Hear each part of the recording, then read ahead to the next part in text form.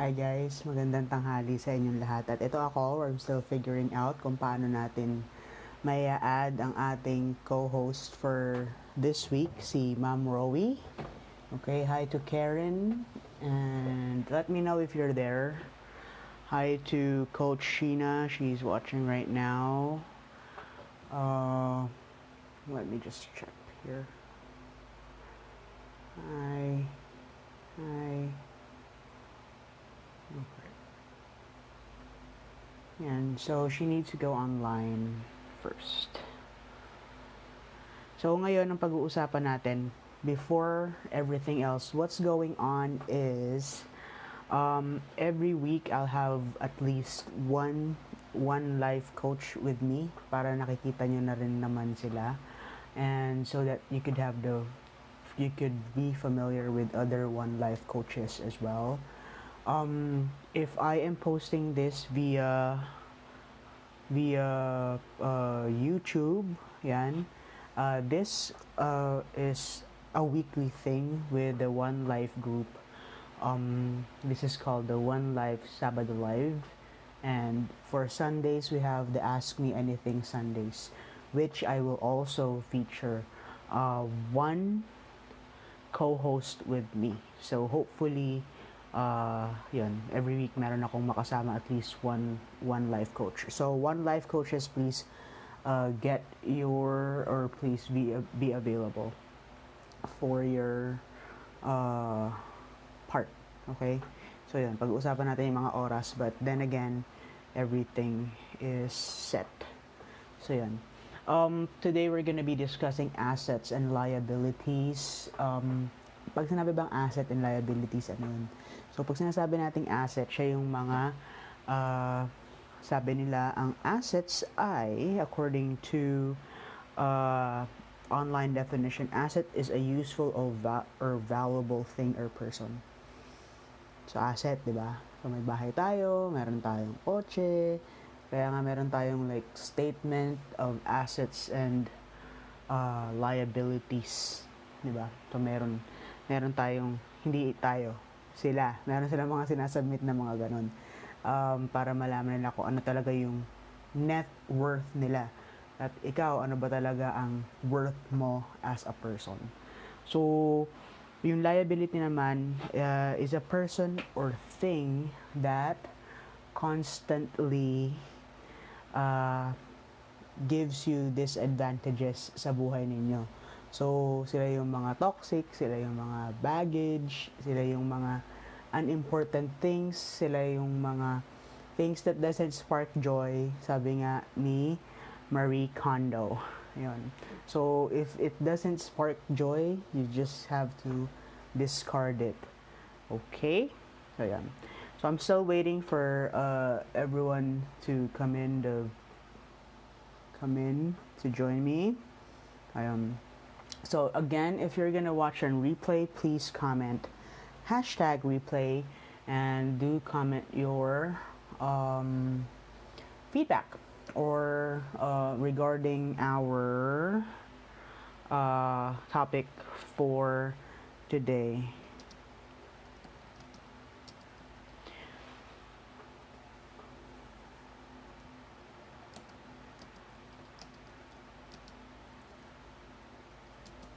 Okay, so after we've discussed the assets and liabilities, we've got one more bonus for you. It's called the good enough principle. Diba? So yung good enough principle, ang sabi ay kailangan daw lahat ng ginagawa mo is para sa'yo is you're good enough. Sorry, we're just having some technical difficulties here. But, yeah. So, hi, Ate Janelle. Are you there? Yeah? Yun, si Ate Janelle. How are you? I miss you already. So, yun. Yan. So, I am just waiting for Ma'am Rowie to enter the room with us so we can discuss the assets and liabilities. Mas maganda to kung meron kayong notebook or yung journal ninyo para mas intense 'di ba? Kasi ang pag-uusapan natin dito is ano nga ba yung mga bagay na nakakatulong sa buhay ninyo at ano nga ba yung mga bagay na hindi nakakatulong sa buhay ninyo na dapat ninyong i-discard kagaya ng box na yon na nasa likod ko. Okay naman ako dito, te. Kumusta kayo dyan? So, sorry. I'm chatting with my cousin over there. Yeah, there. Yan. So, mas maganda kung nagwi-weigh ninyo. Sabi nga nila, iba-iba kasi yung pagbibigay ng mga tao sa ng importansya sa mga bagay-bagay. What may be important for me may not be as important sa iyo, 'di ba? Kung priority ko yung pera, ikaw hindi mo naman priority yung pera, 'di ba? So magkakaiba tayo. So Ma'am Rowie is already in the room and I am going to, why can't I add you? But I can add them. Sorry, Nay, I can't add you. But I can add Karen and Ate Janelle. Maybe you're one of the moderators. Ayun. Alright, Ate Janelle, I miss you too. Wait, let me just share with Rowie. Invite. Okay, I've invited you, Nay. Sorry for this. It's our first time again without the StreamYard ba yun? Yung ginamit namin the last time. Yun. It's our first time again na magla-live ng dalawang tao. So, yun.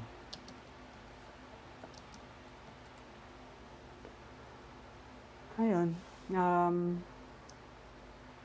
Tell me something about your kids and tell me something about you. So, tomorrow you could again join me for Ask Me Anything Sundays. It's going to be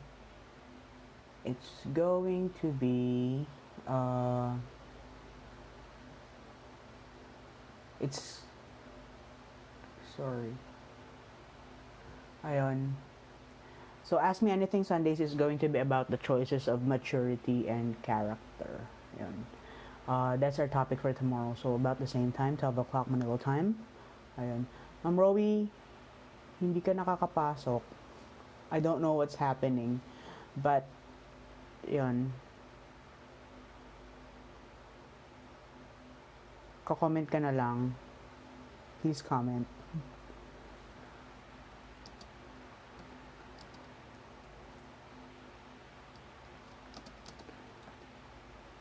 Okay.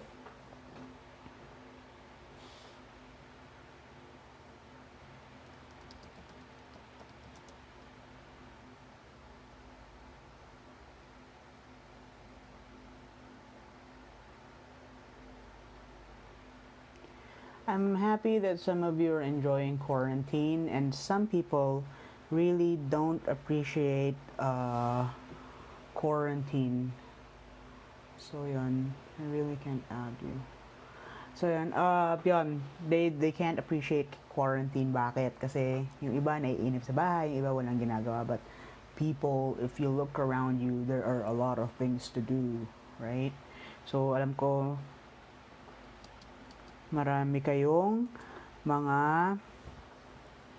okay, so yan, next time na daw si Ma'am Rowie. Sorry because we can't figure out the technical difficulties. So yan, sorry Nay. So sana mag-comment ka sa mga sasabihin ko. So yun nga, bumalik tayo sa assets and liabilities. So the principles you live by will also determine the tactics you take and how honorably you play the game. So lahat ng mga assets and liabilities natin is based merely on our values. Hindi porket ayaw ng isa ay ayaw na rin ng lahat, or hindi porket hindi importante sa'yo, ay hindi na rin importante sa ibang tao. So, tandaan ninyo, the map is not the territory. Diba? So, meron tayong iba-ibang priorities, meron tayong iba't ibang mga pananaw sa buhay, at at pareho man yung values natin, pero iba yung prioritization natin ng values natin. Parang sa isang tao, mas mahalaga ang wealth, yung isang tao, mas mahalaga ang dignity, yung isang tao, mas mahalaga ang connection, yung isang tao, mas mahalaga ang authenticity. Di ba? So, dahil dito nagkakaroon pa rin tayo ng mga conflicts. So, your values are what you stand for and they are the things that you live for. And they're also the things that you will be willing to die for. Diba? Ano ba yon? Ano yung mga bagay na yon? Ano ba yung mga bagay na you should let go? At paano mo malalaman na importante ito sa buhay mo at kailangan mo na itong i-let go? Or what not? Okay? So, people don't really know what their values are until they dig in deeper sa sarili nila. So, minsan hindi natin nahalata, pero isa ka palang family guy. Family pala muna first before anything else, and yung iba hindi natin nahalata pero mas mahalaga pala sa kanila yung pakikisama sa kapwa, or mas mahalaga pala sa kanila yung pagiging totoo sa sarili nila kaysa sa mga connection dun sa mga tao sa buhay nila, diba? So, iba't iba tayo ng mga priorities. Okay. So, meron din tayong mga iba't ibang principles. So, sabi nga nila, principles are timeless truths. But mindless people make mistakes. Yung mga mindless na tao, yung mga walang pakialam, di ba? Hindi sila aware sa nangyayari sa sarili nila, sa ibang tao. Is, ang akala nila, yung principles nila is the one true principle. So, what they don't know or what they fail to understand is, yung principle nila is not the worldview. And those principles is not merely 100% or generally true. So, lahat tayo, ganon. Okay, so principles are not worldviews. They provide us with practical instructions for getting ahead in life, for making an impact, and building strong relationships. Okay? So, yun yung principles natin. Hi to Jing. Hi, ma'am. How are you? So, those who live in mindlessly or in general is hindi nila pinapahalagahan yung mga tao sa paligid nila, or hindi nila naiisip kung ano talaga yung importante sa kanila. They sometimes take for granted their family, they take for granted their friends, they take for granted their relationships with each other just because they're prioritizing or busy prioritizing something else. Okay? So, yun. Minsan naman, mas mahalaga sa atin yung wisdom. Pero ano ba talaga yung wisdom? Wisdom lets you know that if you behave, when you are behaving irresponsibly, you have to pay some of the price, diba? Minsan, alam naman natin na mali, pero ginagawa pa rin natin for the sake na magawa lang natin, or because we have a different way of experiencing happiness and satisfaction and contentment, diba? So, kahit mali, basta masaya ako, basta wala akong inaapakan na tao, masaya ako, okay lang. Kahit mali pa yan. Alright? So, I'm not here to judge. It's all up to you guys kung ano yung gusto ninyo. Do as you please. The map is not a territory. Kaya, yun ang gagawin natin. Okay? So, kanya-kanya tayo. But, in your journal, I want you to review your assets and liabilities in life. So, do we only look at the monetary value of something else? Or do we look at the value itself of a person? Or kung ano yung gains? Ano bang importante sa inyo? Ano bang kahalagahan sa inyo ng tao na ito? Is it only for personal gains? Or mutualism? Or reciprocal altruism? So, it really needs reviewing. Lalo ngayon na medyo marami tayong time, or lalo na yung on the past na marami tayong time na nasa bahay tayo, di ba? Sana naman lang nakapag-reflect kayo. Like, don't just sit there, think, huwag kayo magreklamo ng magreklamo, think and reflect on what would life be like right after everything that's happening right now. What would life be? Ano yung mga babaguhin ninyo? Ano yung mga i-retain ninyo? Sino yung mga hindi na ninyo pagkakatiwalaan? Sino yung pagkakatiwalaan ninyo? Who was there in time of need, and who was there kapag may kailangan naman sila sa inyo.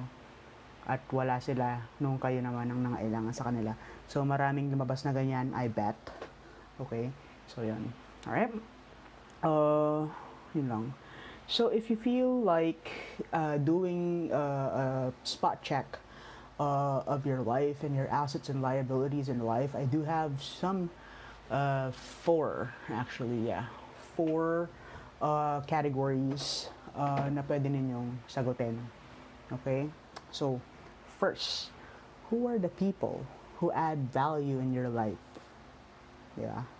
Who are the people? Paglista kayo ng mga pangalan, who are the people that you value most? Hindi lang those that you value, but those who add value in your life.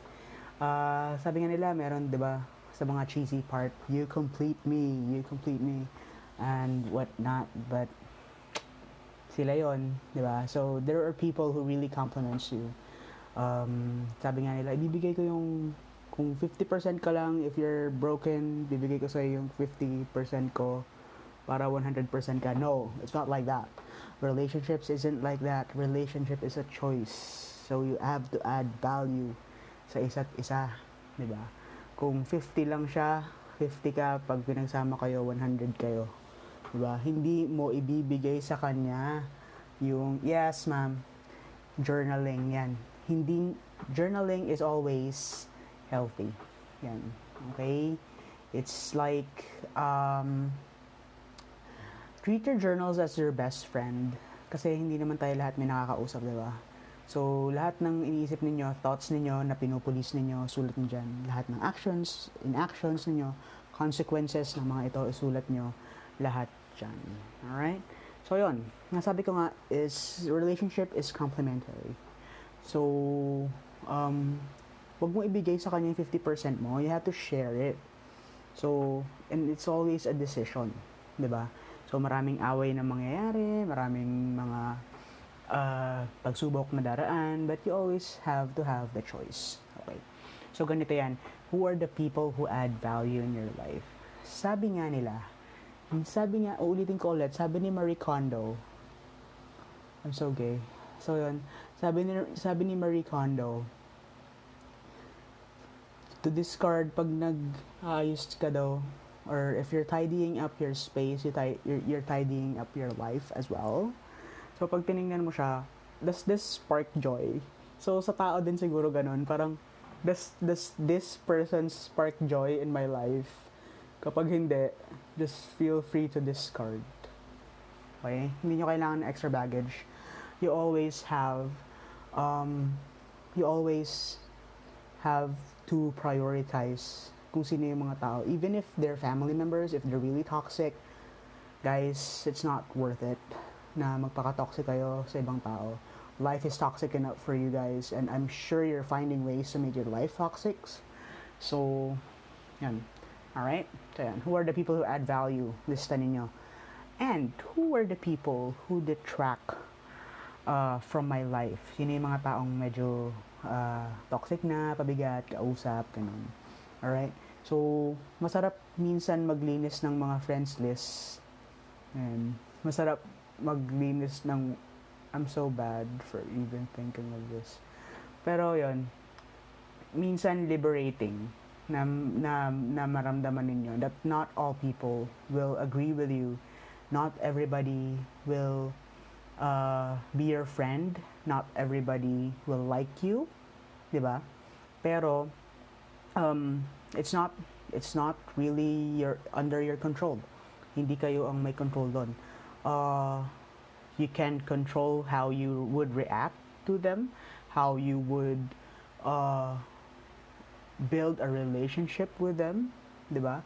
It's totally under your control, but how they are towards you, that's not your control. Under your control, I mean. So, yun. So, pwede nyo silang tanggalin, definitely, sa buhay ninyo. And that's one thing that I really learned during the past years in my life, that you could always remove somebody in your life who's being really toxic to you guys and whatnot. Alright, so yan. So pagdating sa mga relationships, who are the people who adds value and who detracts or deducts or lessens the value of your life and whatever. Second is the habits. What are the habits that complement my life? So, ano ba yung mga kadalasan nating ginagawa, 'di ba? Na nakaka-enhance sa pamumuhay natin. So, there are habits or activities din para na you exercise well, you eat well, you sleep well, well structured yung buhay mo, you go to work, back and forth. Pero meron din namang habits na nakaka-detract dun sa buhay natin or habits that hold us back. Halimbawa, bakit ba merong mga tao na kahit ang tagal-tagal na dun sa kumpanya nila tapos hindi naman sila nag-grow, hindi naman sila gano'n na rin kasaya, di ba? Pagod na sila dun sa company nila, nagsistay pa rin sila. Why? Because they are really secured. So again, it's a matter of prioritization or prioritizing your values. So if you value security, dun ka lang sa box mo, sa dati mong kumpanya, na hindi ka naman nag-grow. But if you value growth, hahanapin mo yun sa ibang lugar. Diba? So yun, what are the habits? Our habits are really bad to break or hard to break, 'di ba? Kagaya ng mga nakasanayan na nating tao. Sometimes kasi ang relationship is just becoming a habit, 'di ba? Na gigising ka, nandiyan siya, tabi mo, 'di ba? So, minsan doon din natin nakikita kung paano natin tinuturing yung isang tao. 'Di ba? Nandiyan ba siya kasi kailangan mo siya or mahal mo siya kasi kailangan mo siya or kailangan mo siya dahil mahal mo siya. I'm pretty sure that that's from a movie but I can't remember. Yeah. So yun. So totoo yun eh, 'di ba? It's really cliche. Pero minsan kasi habit na lang yung nagiging pagsasama. Habit na lang yung mga sinasabi niyo sa isa't isa. Alright? So what are the habits that complement you and what are the habits that detract you? Okay? So, yan. Next is the attitudes. What are the attitudes that enhance your life? So, positive thinking ka ba? Motivated ka ba? Patient ka ba towards sa isang bagay? Or baka naman yung motivation mo or yung patience mo masyado ay nakakasira na rin sa'yo. Again, it's like a line. Linear yan. It's like there's two ends in a continuum. Lahat ng bagay na mas sobra ay masama, 'di ba? So, what are those attitudes na nakakatulong sa growth mo at yung mga attitudes na nakaka-detract sa pag-usad mo or sa growth mo. So, what pulls you and what pushes you. Okay? So, yun. Next is these are the activities. So, ilista nyo naman yung mga activities that I am involved with that complements my life. So, ano yun? Kagaya ng ito, One Life Group. I'm doing like a weekly thing with One Life Group. Ano ba yung nadadagdag nito sa buhay ko? First, it keeps me sober. Second, it reminds me of the things that I used to do. Tapos it pulls me back para hindi ko na ulitin yun, yung mga bagay na yun. And it really gives me growth, di ba? Na-enhance niya yung communication skills ko with people, na-enhance niya yung experiences ko with teaching and everything. So yun, so nakakamit ako ng mga iba-ibang tao, natututo ako sa mga activities nila. So these activities really help me grow as a person. Alright? So yun, tapos sa katambal nun, what are the activities that I am involved with that has the potential to destroy my life and that of other people. Tatandaan nyo, hindi lang kayong naapektuhan pag nasira ang buhay ninyo, maapektuhan din ang ating mga pamilya. Alright? So yun, what are the activities? So yun, kung dati you're into gambling, di ba? There's a very, very big potential that's gonna destroy your life, lalo na kapag meron kang addiction, and the life of your family as well. Okay? So, yun. So, you have to be honest with yourselves. Kasi, pag hindi kayo honest sa sarili ninyo, baliwala lahat talaga yung activity na to. So, again, what are we gonna do with this? So, all the liabilities that you have in life, I am 100% sure that it doesn't spark joy in your life. So, you should be ready to like discard it and let go of it para yung mga assets na lang ninyo yung natitira. Okay? Again, if you're gonna be watching and replay, please comment hashtag replay and comment uh, all your feedback. Okay. So, yun yung assets and liabilities part. Hi, Ate Ara. How are you? Hi. So, yun. Ang gagawin naman natin yan is we're gonna tackle the good enough principle. So, sabi ko nga, ang karamihan sa mga depression ngayon, ng mga cases of depression, nag-uugat yan sa tatlong bagay. Because they lack self-worth, security, and significance. Okay? So, yun. So, saan naman papasok yung good enough principle? Meron tayo mga limiting beliefs. Remember yung limiting beliefs na ginagawa natin is like na-develop natin siya mula nung pagkabata natin. 'Di ba? Naalala niyo yung kwento ng elephant? Sana naalala niyo, 'di ba? So, yung batang baby elephant, nung baby pa lang siya, kaya siya para ma-train siya ng mga circus masters and whatever. Lalagyan siya ng maliit na spec or maliit na chain, tapos may peg sa dulo. Yung peg na yun, ilalagay niya sa lupa. So, yung elephant, gagalaw ng gagalaw ng gagalaw, magpupumigla siya. But, since it's a baby elephant, it's not gonna be physically capable of freeing himself from the peg. So, tuturuan lang siya ng circus master kapag tumigil na siya sa pagpupumigla sa paglalaban. And after done, even if he grows really, really big in 15-20 years, lagyan mo siya ng chain, lagyan mo siya ng peg the same size as the one that you used nung bata siya, hindi siya gagalaw doon. Why? Kasi alam niya na kahit anong pagpupumiglas niya ay hindi niya na kaya yon.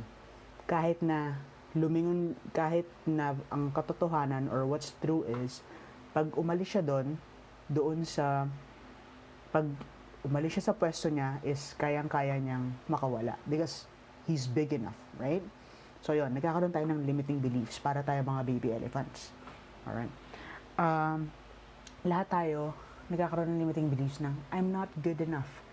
Saan ba nang gagaling to? These words, like, it's never really said. It's more like an internal dialogue sa loob natin. Kausap lang natin yung sarili natin. It's gonna be difficult because walang makakarinig eh. Siguro iba really vocal na hindi ko kaya yan, I'm not good enough. Pero kadalasan sa mga nagkakaroon ng ganitong problema is they just keep it to themselves. Tapos makikita nyo na lang sa mga actions nila. Nahihirapan silang mag-move forward, nahihirapan silang mag-reach dun sa potentials nila, nahihirapan silang mag-invest, nahihirapan silang mag-step up. Bakit? Because they feel that they're not good enough. Diba? So somewhere along the way, we are brought into that idea that we are not good enough for everything. So we decided that we would not try, to stop trying, to not try at all, to be stagnant. So, ayun lang, diba? So yun, we learn our limiting beliefs as we are children. So, paano ba ito nangyayari? Lalo na sa mga may anak dyan. So, minsan, my parents didn't stay together, I'm not lovable enough, I'm not good enough para magstay sila. So, what's wrong with me? I'm not good enough. Someone is not interested in me kapag lumalaki na sila, nagkakaroon na sila ng mga crushes. Someone is not interested with me, may niligawan sila, binigyan sila, would you be my Valentine? I don't wanna be your Valentine because you stink. Oh, anong sasabihin nila? I'm not good enough for her or for him.